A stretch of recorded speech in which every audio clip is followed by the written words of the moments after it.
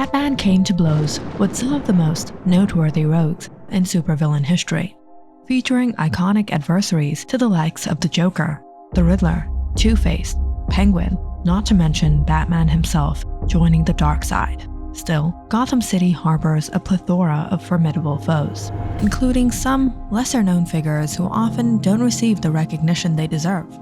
Amidst the countless supervillains that have crossed paths with Batman throughout his 75-year history, many intriguing and dangerous foes have faded into obscurity. So long, Dark Knight. Drop in anytime. It's high time to acknowledge these overlooked adversaries and afford them the credit they're due. After all, any individual audacious enough to challenge the Dark Knight deserves our respect, regardless of their stature. Yes, even the Man-Bat warrants acknowledgement, perhaps especially so. Kirk Langstrom, alias Man-Bat, finds himself in the somewhat unenviable position of being the lowest popular major Batman villain. First introduced in 1970, a bat biologist by the name of Dr. Kirk Langstrom hoped to extract bat DNA to give human beings sonar as a cure for being deaf. He was eager enough to test the chemical on himself, but when the effects kicked in, he couldn't control himself in this form, and he went on a rampage, which Batman was blamed for due to a similar appearance. Despite his prominent status, Man-Bat often fails to meet the lofty expectations placed upon him. However, it's worth acknowledging his significance as the inaugural adversary in Batman the Animated Series episode On Leather Wings, where his airborne skirmish with Batman provided a visually stunning introduction to the series' animation prowess.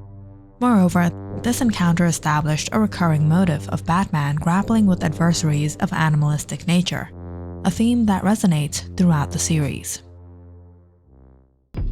A perfect transition for another underappreciated antagonist. He wanted to be known as the guy who iced the Batman. But we know him as Killer Croc.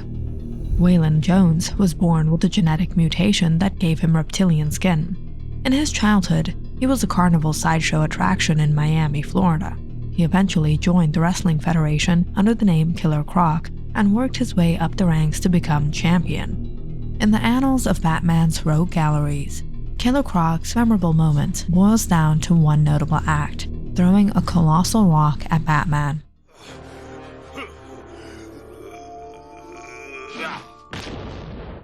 And I threw a rock at him.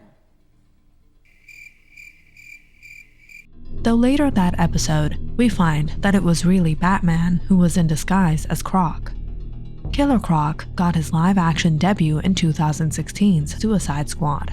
While the movie itself received mixed reviews, Killer Croc's portrayal as the team's resident, scaly guy who likes to blow things up was definitely a highlight. I'm beautiful. But a villain whose only presence seems like a highlight is of Maxie Zeus, who almost has no outside comic appearances apart from an old NES video game, BTAS and Batman series. Maxie Zeus benefits from being featured in one of the series' most visually striking episodes. Fire from Olympus pays homage to Max Fleischer's Superman cartoons of the 1940s, recreating memorable set pieces from the era, such as Maxie's impressive lightning cannon.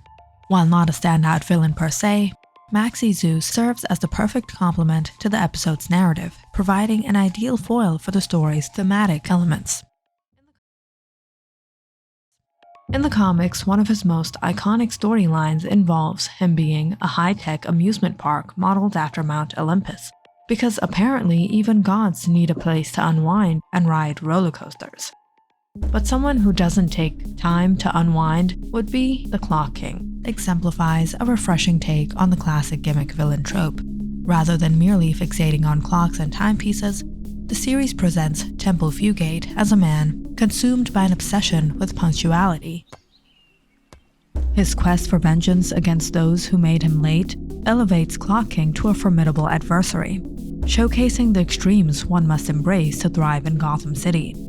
Additionally, his aptly named moniker, coupled with a wonderfully groan-worthy pun, adds an extra layer of charm to his character. With that being said, his character arc in the BTAS is similar to an off-brand Riddler, not just in appearance, but in attitude as well. But someone who has no resemblance on any other Batman nemesis is none other than Baby Doll. Mary Louise Dahl was a child TV star beloved by millions for her role as Baby Doll. I remember this show from when I was a kid. It still stinks. Be that as it may. As she grew older, her career faded, and she struggled to find roles that matched her childlike appearance. Feeling trapped in a world that saw her as perpetually young, as it stunted her physical growth, leaving her stuck in the body of a child forever, Mary Louise embraced her new identity as Baby Doll and turned to a life of crime. She stands out as one of the more peculiar yet sympathetic villains in the franchise.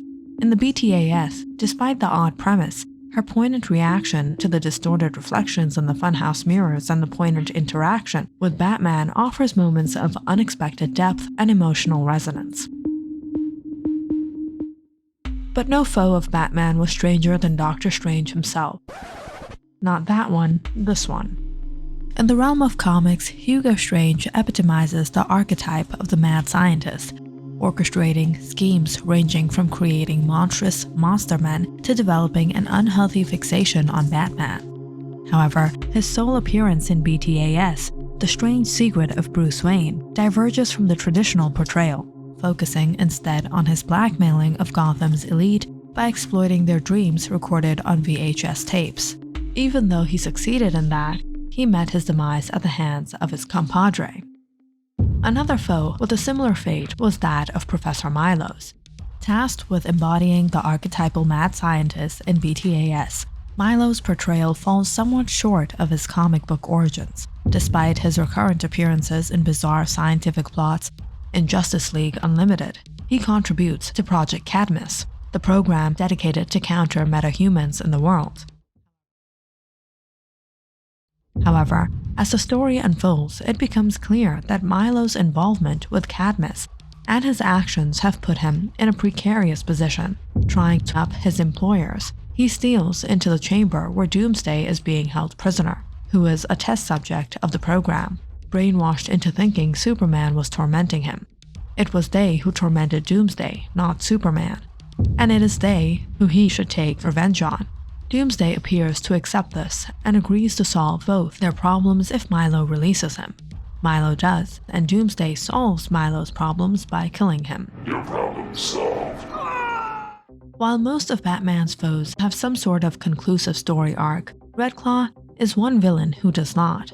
Red Claw remains a hidden gem within BTAS Rogues Gallery, often overlooked despite her formidable presence. Introduced as the world's most ruthless criminal, Red Claw's subsequent attempts to acquire an atomic weapon intertwined with Alfred's clandestine past as a secret agent, adding layers of intrigue to her character.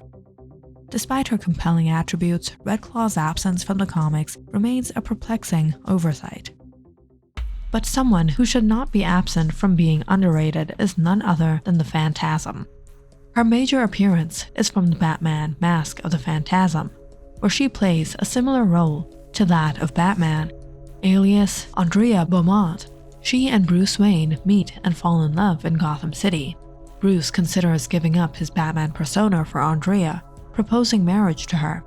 However, Andrea ultimately decides to leave Bruce and Gotham behind, leading Bruce to fully embrace his role as Batman.